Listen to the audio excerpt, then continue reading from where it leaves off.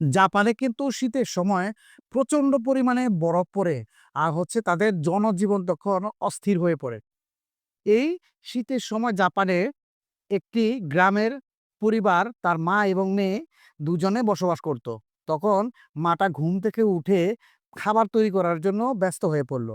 আর মেয়েটা ছিল অলস টাইপের। সে একটু দেরি করে উঠল আর সেও খাবার রান্না করার জন্য ব্যস্ত হয়ে পড়ল। এমন সময় তার মা বলল, "বাড়িতে পানি শেষ হয়ে গেছে। তুমি পানির ব্যবস্থা করো।" জাপানে একটা পানির বিশাল সমস্যা শীতের সময়।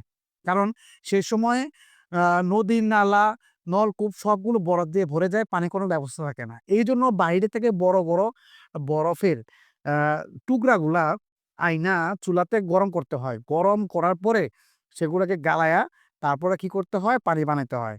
আর এই পানিগুলা দিয়া সেই মেয়েটা গোসল করতেছে, তারপরে রান্নাবান্না করতেছে, সংসারের সব কাজগুলো শেষ করতেছে। এদিকে মায়ের রান্নাও শেষ হয়ে গেল। এখন মা-মেয়ে ২ জন খাবার খাইবে।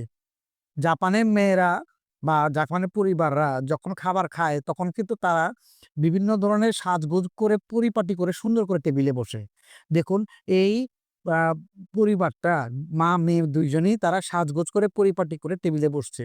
এখন তারা বিভিন্ন ধরনের খাবারের সাজাইছে। সাজানোর পরে তারা বিভিন্ন ধরনের খাবার খাচ্ছে। ১ম এ মেয়েটা করল কি? একটা স্যুপ নিল। স্যুপের ভিতরে বিভিন্ন ধরনের বিস্কুট, সসেস আরো কত কি দিয়ে খাবার শুরু করল। মাটাও খাচ্ছে। মা-মেয়ে দুজনে খাচ্ছে আর গল্প করছে। এটা উম জাপানে একটি গ্রামীণ পরিবারের দৃশ্য। ভিউয়ার্স, ভিডিওটা যদি ভালো লাগে তাহলে বেশি, বেশি করে শেয়ার করে দিন।